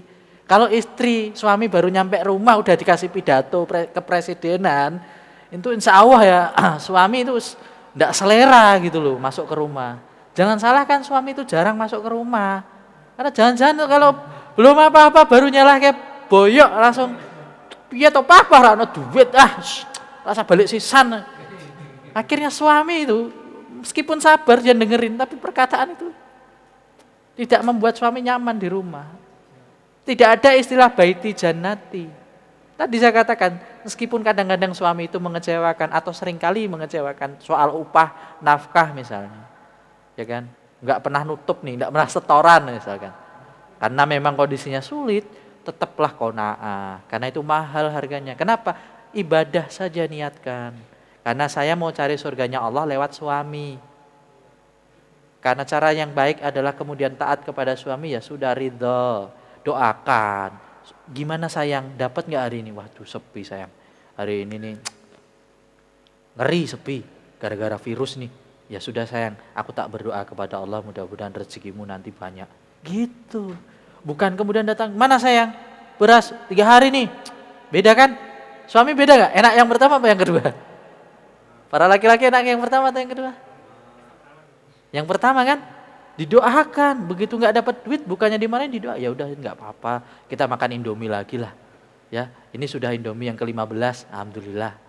Ya, bentar lagi tinggal operasi ini. Subhanallah, mudah-mudahan keluarga muslim itu selalu diberkahi oleh rezeki yang melimpah. Makanya itu ya teman-teman, mungkin ini sampai di bab ini dulu saja di makalah ini ya. Ditanya jawab boleh silakan. Ini kita sampai di makalah istri itu fungsinya adalah sa'adah, sakinah, mawaddah, warahmah itu fungsi istri. Wallahu a'lam bishawab. Alhamdulillahirrabbilalamin. Ya, tadi sudah kita mendengarkan tauziah dari Ustadz Yofi Al-Ghifari. Buat teman-teman yang mau nanya silahkan bisa di komen. Dan saya sudah pilih beberapa teman-teman yang sudah bertanya di kolom komentar nih. Ini salah satunya adalah Arya Sekar. Ustadz mau nanya nih, kalau pasangan ya, kalau pasangan kita itu Pasangan. Malaysia mungkin ini ya. Oh, Malaysia. Pak C, kalau pasangan kita itu umro'ah. Ya. Nah, umro'ah tadi adalah Umro'ah. pasangan hubungan Teman. fisik tapi tidak satu visi ya. Ya, teman dunia saja. Teman dunia saja. Kalau pasangan kita tuh umro'ah nih. Imro'ah. Oh, imro'ah. Padahal nikah itu kan cuma satu kali ya. Terus zaujahnya siapa dong? Satu kali katanya. Oh, ini bisa wanita. Berarti nggak berat. Oh, kalau untuk wanita ya? Nah, ini Ya, yang nanya sih kayaknya wanita sih. wanita ya? Arahnya Sekar tuh mungkin Oh, wanita. wanita kan? ya. Karena wanita Padahal ya. ini kayaknya cuma sekali Karena nikah. wanita sekali. Misal, Ya. ya. Terus zaujahnya siapa? Suami zaujahnya. Mungkin gini, jawabnya bisa posisi suami Iya. atau Berarti sudah terjadi ya. Perempuan. Misalkan Iya, sudah iya. masuk surga gitu ya. Iya. Kalau ternyata suaminya tadi kayak Firaun modelnya. ya. Mungkin jadi masuk neraka nggak ketemu ya. Bagaimana kondisi istrinya? Maka diberikanlah sebagaimana kata Allah dalam Al-Qur'an itu, para wanita, para laki-laki itu sudah disediakan bidadari. Bidadari ini jangan dikonotasikan hanya untuk laki-laki. Jadi ada bidadara gitu. Yang itu kan istilah bahasa saja. Kalau dalam bahasa Arab, bidadari itu bisa laki-laki, bisa perempuan. Artinya diberikan kepada mereka yang tidak berjodoh tadi. Makanya kan ditanya, lah fungsi bidadari apa kalau kita punya istri di sana? Loh, jangan salah, nanti tuh ada tetap suami istri yang nggak ketemu di surga. Itu yang harus dipahami konsepnya. Jadi belum tentu, tadi saya ulangi dari awal, belum tentu yang sekarang kalian nikah bersama, yang-yangan bareng itu nanti masuk surga bersama, belum tentu. Kalau visinya tidak disamakan. Makanya, terus bagaimana kondisinya kalau saya ternyata ya kan udah masuk surga, tipikal suami saya ini imro'ah ternyata. Pasangan saya ini cuma pasangan dunia. Ya berarti nanti di sana Allah sediakan para bidadari yang menemani dia. Dan jangan pakai perasaan kayak manusia ya. Wah ya nggak puas no, aku kan udah kadung tresno sama jangan begitu. Surga itu beda, nggak bisa mbok bayangkan. Feel-nya nggak akan bisa kamu dapatkan. Jangan berpikir gitu. Pasti move on. Soalnya kalau manusia nggak nyampe. Nggak nyampe, pasti move on. Ya sudah di neraka mau apa? Ya kan? Terus dikasih sesuatu yang wah ada mungkin mau impikan lah. Ya mungkin siapa nih One Direction atau siapa ya? Atau mungkin siapa lah ya? Atau siapa lah mungkin.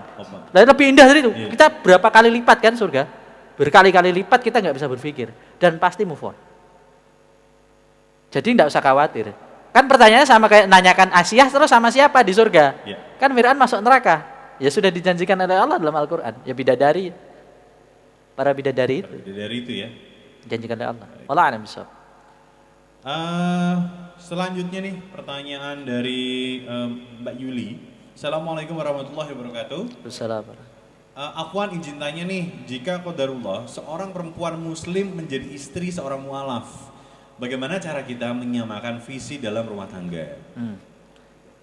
Pertama suaminya harus sadar dulu dia ini perlu berilmu ya, mengejar karena dia baru mengenal Islam, maka dia mengejar. Tugas istri juga karena sudah lama jadi muslimah sejak lahir, maka membantu suaminya untuk tahu. Ini bukan persoalan wah jadi saya menggurui atau jadi gurunya suami saya, enggak, tapi lebih ke membantu dia untuk tahu. Karena dia kan tetap orang baru dalam agama ini, ya. Nah, kita kemudian ikut, bahasanya bukan membimbing tapi membantu dia untuk memahami bersama. Kalau para mu'alaf itu sadar ya, terutama para laki-laki ya, sadar kedudukannya memimpin, qawwamuna 'alan nisa, maka dia harus belajar. Jangan kemudian sudah ya tadi mu'alafnya apakah karena gara-gara nikah atau memang karena benar-benar pengen belajar Islam. Karena ini kan harus dideteksi dulu. Para perempuan juga jangan sekedar kalau nikah sama mu'alaf sesuatu kebanggaan nih. Aku mu'alafin dia atau suamiku nih alhamdulillah masuk Islam gara-gara saya. Jangan bangga dulu. Wih, gara-gara saya. Jangan bangga dulu. Kadang-kadang ada loh karena nikah sama mu'alaf dijadikan kebanggaan. Ya kalau mu'alaf yang sukses menurut saya banyak kayak Ko Steven ya. Ya. Istrinya dari awal sudah muslimah ya. Atau Ustadz Felix ya. Itu contoh-contoh mu'alaf yang serius. Ko Hani, mu'alaf center. Itu contoh-contoh mu'alaf yang serius. Juga. Ko Riko. Ya itu contoh mu'alaf yang serius. Artinya ketika mereka sudah masuk Islam bukan sekedar karena kawin, bukan karena sekedar nikah, tapi kemudian dia sadar dia harus ngejar karena dia pemimpin. Maka belajar sampai ada yang sudah jadi para ustadz ya. Karena ilmunya, karena belajar serius. Dan para mu'alaf juga gitu. Karena harus sadar dia bawa tanggung jawab yang besar. Siapa? Istrinya, anaknya. Ya nggak bisa sekedar santai-santai leha-leha. Wah yang penting dinafkahi. Pak, saya kasih tahu Pak ya. Nafkah itu ya cuman kadang-kadang sampai tenggorokan. Kadang-kadang cuman sampai perut habis itu keluar lagi. Kalau Anda cuma membanggakan nafkah, membanggakan kendaraan yang Antum bisa kasih ke istri, ke anak, Anda membanggakan rumah yang bisa Anda kasih ke istri dan anak, wallahi Pak, itu nggak akan nemani Anda nanti masuk ke surga. Semuanya itu nuntut Anda nanti, termasuk semua harta yang bukan ngepal ya, tapi gini, sudah seberapa hati-hati kita sebetulnya mencari nafkah. Itu kan juga perlu diperhatikan. Kadang-kadang nih kayak saya juga kadang-kadang mungkin barangkali kecampur nih hartanya sama yang nggak hak, ya kan? Terus kita dengan PD-nya ngerasa udah halal banget lah pokoknya itu menjadi kebanggaan kita sudah bisa menafkahi. Padahal anak dan istri itu juga tidak sekedar butuh itu. Nanti itu akan saya bahas di konsep berikutnya tentang parenting nubuah. Bagaimana membangun keluarga dengan konsep kenabian, termasuk bagaimana cara cari nafkah, konsep mendidik anak, mendidik istri, insya Allah itu. Di makalah yang lain ya? Insya Allah. Ini serial ya, jadi panjang ini. Tapi bagaimana menyamakan persepsi standarnya itu gimana kalau tadi? Standar visinya biar sama, teknisnya lah. Ya, tadi suami istri harus gimana sih? Pertama harus pahami betul bahwa kita ini mau kemana. Why-nya harus ada. Oke sayang kita kumpul berdua nih, duduk berdua nih. Kalau misalnya belum ada anak ya, nah, anaknya atau masih bayi misalkan, berdua aja duduk.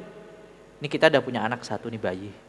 Nih saya istri, kamu suami saya gitu ya. Pakai adab ya, istri tetap walaupun dia temanmu, istri itu ngomong sama suami harus pakai adab. Bener, itu istimewa kalau antum bisa punya istri seperti itu. Ngomong sama suaminya tuh sampai pakai adab tuh luar biasa. Karena sekarang saking kadang-kadang mitra olahraga Antrev ya kan, saking dekatnya. Kadang-kadang saking dekatnya itu nggak punya, kadang-kadang lupa adabnya, lupa saya bilang. Saking asiknya. Asik ya. Bukan kemudian tidak beradab itu tidak asik bukan, tapi kadang ketika kita serius nih kita butuh adab. Maaf suamiku gitu ya, aku tanpa memperkecilkan dirimu, tanpa nggak menganggap kamu sebagai pemimpin, mohon maaf aku ingin memberi masukan. Sebetulnya kita ini mau evaluasi gitu. Kita mau kemana sih nikah gitu, kapalnya mau arahin kemana ini kapalnya. Seorang suami menjawab dengan kewibawaannya, terima kasih istriku, alhamdulillah maaf saya tanya, berapa banyak keluarga yang melakukan seperti ini? Ini yang di dalam sini deh, keluarganya ya, bukan keluarga kita sendiri dah, keluarganya. Jarang kan? Kita evaluasi gitu loh, duduk kita evaluasi bersama, ini harus kita mulai dari keluarga kita nanti. Ya. Jangan nunggu keluarga kita yang sudah lewat bapak ibu kita, jangan disalahkan ya. Mulai dari kita, ini sudah saya kasih tahu ya. Kita bikin kayak gitu. Evaluasi bulanan, mingguan, kalau perlu harian bahkan. Atau ini harian terlalu cepat ya. Mungkin barangkali pekanan atau bulanan lah, atau tahunan. Bikin evaluasi, kita ini sebetulnya mau kemana? Nak, istri, sayangku, anakku, kita mau kemana nikah? Nah itu sampaikan.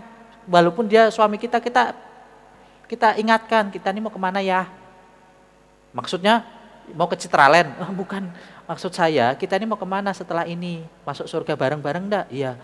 Cocokkan aktivitas kita ini sudah mengarah ke situ belum? Kamu cari nafkahnya halal enggak sayang? Alhamdulillah sudah saya cek, insya Allah halal. Terus kamu suami istri gimana? Sudah ngurusi anak-anak enggak? Rumah gimana? Alhamdulillah saya kalau di rumah kamu enggak ada, saya menjaga diri. Saya alhamdulillah belajar masak sekarang. Ngurusi anak, alhamdulillah. Itu harus kita bikin program seperti itu supaya ada informasinya gitu. Ada kesamaan sinkron tujuannya tadi. Ya makanya ada evaluasi seperti itu. Wallahu alam. Ya. Dan pertanyaan selanjutnya ada di Loputra nih ya. Bagaimana Ustadz kalau suami istri itu berbeda bacaan sholatnya? Apakah perlu disamakan? Bacaan salat gimana sih? Beda nih, mungkin yang satu kunut yang satu enggak gitu. Oh gitu ya. Siapa tahu suami istri beda gitu. Apakah perlu disamakan agar tidak ada kebingungan dalam mengajarkan anak? Nah, anaknya jadi bingung. Oh anaknya. Anaknya. Karena bacaan sholat. Mungkin Ya. satunya pakai kabiro, alhamdulillah. Ya, mungkin gitu lah. gitu Yang ya. satu bismillahnya Jahar, yang ya, satu sir gitu ya. sir. Nah, gini, intinya para istri ya, ini saya kembalikan. Istri mau sebenar apapun, pendapat tadi itu pendapat furu'iyah. Kalau dipilih salah satu itu tetap benar, ya, tetap benar. Lalu apa yang terjadi? Maka berlaku kaidah fikihnya. Amru imam yarfa'u khilaf. Adanya imam itu menghapus perbedaan. Imamnya siapa? Nah sudah, pakai standarnya suami. Tapi suami saya itu keliru Ustaz. Ini enggak, saya kelirunya di mana dulu. Kalau ke persoalan nada kan tadi nada bacaan ya. Nada bacaan itu kan persoalan furu. Kalau misalkan bacaannya misalkan da, nah, tahsin, da, kita tahu da, kadang-kadang dembaan mungkin da, gitu. Atau kan enggak. Iya, bukan maksudnya bukan. Ada ras demak ada ya? Ada. Ras demak. Kan ada ya. Apa ngalamin ya, Ngalamin. alhamdulillahirabbil Itu ngalamin. daerah Ngalam. Solo. Nah, misal begitu, itu kan tidak sesuai dengan kaidah. Nah, kalau seperti itu memang itu berarti kalau persoalan tahsin keliru, tinggal cari siapa yang belajar. Ternyata istrinya belajar nih. Suaminya enggak. Ya udah berarti pakai suami harus sadar pendapatnya lemah. Istrinya belajar, ya udah pakai pendapat istri. Tapi kalau ngerasa ini sama-sama belajar, mau beda pada persoalan yang boleh berbeda, misalkan sir atau jahar mau kunut atau enggak kunut, sama-sama belajar, maka tetap kembali ke kaidah asalnya. Adanya imam menghapus perbedaan, maka ikuti imamnya, ikuti suaminya. Tapi kalau ini persoalan ilmunya, suami saya nggak belajar kok tahsin, saya yang belajar. Suami saya itu nda itu apa? Ngalamin kan salah Ustaz. Ya itu berarti ikut istrinya yang belajar, gitu aja. Jadi disesuaikan ilmunya. Kalau ilmunya sama-sama belajar ya ikut suami. Tapi kalau ternyata lebih tahu istrinya secara ilmu, ya ambil metodenya si istri. Sadar diri aja lah gitu loh maksudnya. Ya. Tapi kalau persoalan furu tadi tetap kembalinya, kalau persoalan furu tetap kembali ke imam, pemimpin. Ya, jadi gitu Dil, ya Dilo ya. Selanjutnya ada Roro Ayu Krismani. Siapa sajakah yang menjadi mahram untuk seorang istri? Mahram istri itu yang ada di dalam rumah ya, bapak, ibu, ya, saudara kandungnya, mau laki-laki mau perempuan, bapak, ibu, saudara kandungnya, ya, ini yang paling gampang ya. Terus kemudian suaminya kalau sudah punya suami, kemudian anak-anaknya ya kalau sudah punya anak, kemudian sepupu tidak, hati-hati. Ipar itu enggak. Ipar enggak ya? Tidak. Ipar enggak. Kata Rasulullah SAW, ipar itu maut. Hati-hati, ini banyak yang salah. Karena ini adiknya istri atau adiknya suami, kadang-kadang kita buka aurat depan dia, itu tidak boleh. Apalagi kalau misal om tante enggak, bukan mahram. Pak D. Kalau Pak D kandungnya bapak itu mahram kalau nggak salah. Mahram ya? Mahram. Bapak dan ibunya kan bisa jadi wali ya. Yang bisa jadi wali dia itu mahram. Oke, nenek. Mahram. Pokoknya yang ada di lingkungan rumahnya, di dalam rumahnya yang masih punya hubungan darah dengan bapaknya. Dari pihak bapak ya. Dari pihak bapak. Ibunya nanti jauh. Dari pihak bapak. Itu mahram dia. Ya, atas bawah ya, atas bawah tok. Di atasnya pamannya misalkan punya anaknya lagi, itu sudah bukan. Di atasnya tantenya lagi, anaknya tantenya, itu sudah bukan. Jadi cuman lingkupnya perempuan itu di sekitar rumahnya itu. Kalau mau gampang ya memetakannya di rumahnya itu. Itu udah mahram aman. Mau lepas hijab di situ aman. Enggak nutup aurat di situ aman. Sama ibu bapak mertuanya. Dan catatan ibu bapak mertua itu mahram abadan. Selamanya. Jadi kalau misal suaminya meninggal atau istrinya meninggal ya, cerai meninggal, itu tetap bapak ibunya si pasangan kita itu mahram. Jadi misalkan, loh, bapak bojone kan wis ra ono, kok cek boncengan mbek bapak. Nah, itu tetap mahram dia. Itu orang tuanya si almarhum bapaknya misalnya atau almarhum suaminya atau almarhum istrinya. Nah, itu diboncengin bapak ibunya ya, bukan yang selebihnya loh ya. Hanya bapak ibunya itu. Itu mahram. Mahram. Enggak, ponakan tidak. Ipar enggak. Hati-hati. Ipar bukan. Apalagi ini terutama khusus yang masih tinggal bersama ya, sak keluarga besar itu hati-hati. Kecuali kalau sudah misah rumah sendiri aman, enak. Ngontrak, ngekos itu aman. Jadi udah jelas petanya.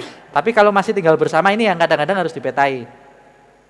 Makanya ruang paling aman kalau masih tinggal bersama dengan keluarga itu biasanya kamar. Udah mau copot-copot, mau apa itu di kamar. Karena kadang-kadang nanti ada saudara ya, Allah iki dulurmu lo, ki anake Pak Demu, padahal itu bukan mahramnya. Tetap harus nutup. Ya, itu Allah alam. Ya, selanjutnya Mas Dea ya. Jika laki-laki punya istri 4, nanti kalau masuk keselak ya minum dulu nih. Istrinya Mau 4. istri 4 masuk keselak loh ini. Luar biasa loh ini. Nanti laki-laki tersebut bersama istrinya yang paling solihah. Nah, dengan siapa istri 3-nya kelak nanti? Loh, enggak kalau laki-laki, laki-laki tetap sama. Kan yang paling solih nih. Loh, enggak, kalau suami masuk surga, itu sama istri-istrinya. Oh, semuanya. Semuanya. Oh. Kalau suami dah, kecuali ada istri yang durhaka kayak istrinya Lut, kayak istrinya Nabi Lut, Nabi Nuh, itu enggak masuk surga. Tapi ini misal 4 istrinya solehah nih, suaminya soleh, masuk surga dia. Nanti ketemu 4-4-nya. Ya udah, di situ bersama. Tapi kalau istri baru suruh milih. Kalau istri sudah pernah nikah, meninggal, nikah lagi, meninggal lagi, nikah lagi, meninggal lagi, misal gitu. Terus terakhir nikah, akhirnya dia yang meninggal, masuk surga dia. Nanti dia suruh milih mana di dunia yang suami yang paling dia cintai. Makanya jangan mencintai suami kalau para istri itu ngelihat dari hartanya ya. Rugi nanti karena suami yang paling saya cintai yang ini karena soalnya rumahnya di BSB. Karena rumahnya di Grawahid. Rumahnya gede soalnya. Itu enggak dapat apa-apa nanti. Ternyata dia tidak masuk di surga ternyata misalkan. Ternyata milih rumah yang ada di Budak Payung ya. Budak Payung misalkan atau milih rumah di Kelipang. Misalnya. Ternyata yang masuk surga yang rumahnya situ. Nah, salah pilih gitu. Makanya kalau mencintai misalkan ya qadarullah kan kita banyak kasus ya. Itu pasti mungkin karena banyak miliaran manusia itu pasti terjadi. Maka pilih yang agamanya paling baik. Meskipun dia nanti di dunia nikah dengan yang lain. Pilih yang paling baik. Wallah alam. Oke. Kalau laki tetap sama istri-istrinya ya. Tadi kan kalimatnya kan dalilnya kan apa namanya? Azwajukum ya. Sama istri-istrinya gitu. Jadi jamak. Ya. Ya, gitu Mas Dea ya.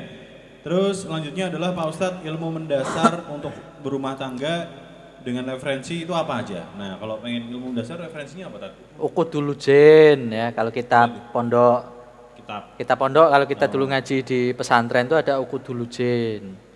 Ukudul Jen itu kitabnya Imam Nawawi Al-Bantani. Itu membahas tentang hak-hak suami dan istri itu untuk pemula bagus itu. Kitab terjemahnya ya judulnya sama, hak-hak suami dan istri. Ya, cari aja judulnya di Google. Itu di e-commerce ada? Ada. Cari aja yang bahasa Indonesia ada. Kurota Uyul. Nah, itu ada. Terus termasuk kitab tentang ini juga ada tuntunan suami istri untuk pemula itu ada. Itu ya, itu referensinya banyak. Malam. Sudah pertanyaannya. Terima kasih buat teman-teman yang sudah gabung di live Instagramnya di Cah Hijrah ini untuk kajian malam hari ini, kajian online. Terima kasih kepada Ustadz Yopi yang sudah memberikan ilmunya kepada kita semua. Semoga kita menjadi semakin mantap ya untuk menjalankan perintah-perintah dari Allah dan juga menjalankan semua yang ada di syariat Islam ini. Dan terima kasih kepada para kru yang sudah hadir malam hari ini. Habis ini kita makan-makan ya. Ngopi-ngopi malam ya. Assalamualaikum. Ngapain? Cari-cari apa? Oh gitu. Bakso. Kenapa? Kamu masak apa? Ya buat teman-teman jangan lupa pekan depan kita akan gabung lagi kajian Ya, ya. online lagi Ya, wis. di Ya. Cah Hijrah, dan juga jangan lupa buat follow Waalaikumsalam. Instagramnya Cah Hijrah. Dikasih tahu teman-temannya, teman kampus, teman sekolah, teman kerja, teman kantor, teman nongkrong, semuanya diajakin untuk ngaji, dan semoga itu menjadi pahala buat kita semua. Amin. Ya. Dan kita undur diri dulu. Saya Muhammad Mirza Firdaus. Oh, ada panahan. Jangan lupa teman-teman untuk ikut panahan olahraga sunnah, bisa follow Cah Panah SMG yang langsung akan diampu oleh Kak Yeri. Kak Yeri. Kak Yeri masih jomblo luar biasa ya ini ya. Silakan ya bisa di follow Kak Yeri ya. Kak Yeri sudah download Ta'aruf Online Indonesia. Nah, jangan lupa buat teman-teman yang masih jomblo silahkan download TOI ya. Ta'aruf Online Indonesia. Dan jangan lupa ada lagi Tahsin. Nah, ngaji Tahsin nih untuk membenarkan bacaannya tadi ya. Itu bersama Ustadz Abu Iqbal ya. Yang kemarin ngisi Jin Penangkal Jodoh. Wow, viewers banyak banget. Kalau udah ngomongin itu banyak banget, luar biasa ya kemarin ya. Itu rekor viewers terbanyak. Dan iya, masyarakat kita masih suka klenik ya. Jadi mungkin lain kali Cah Hijrah kalau bikin judul emang agak clickbait gitu ya. Memadukan klinik dengan jodoh itu adalah Iya. Itu dua, ini impactful loh. Kalau kajian jodoh rame, kajian jin-jinan rame juga, klinik rame. Gabungin. Pecah langsung ya kemarin. Hacep bener. Baiklah teman-teman, nanti bisa belajar juga sama Kakak Taufik, gue yang tadi tilawah. Itu yang baca Quran tadi ya, ini hasil-hasil ikut kajian tahsin nih, teman-teman silahkan bisa ikut kajian tahsin ya, dan juga kegiatan Cah Hijrah yang lainnya. Kalau mau main di Basecamp Cah Hijrah silahkan, boleh banget, langsung aja datang ke Lamper berapa ini? Lamper Tengah. Nomor 7 ya? Oh, Gang 7. Nomor berapa lagi? 652. Nah, silahkan bisa main ke sini, bisa kenalan sama teman-teman, ditunggu martabak Bandungnya ya. Baiklah, kita undur diri dulu. Saya Muhammad Mirza Firdaus, sampai jumpa di pekan depan ya. Wassalamualaikum warahmatullahi wabarakatuh.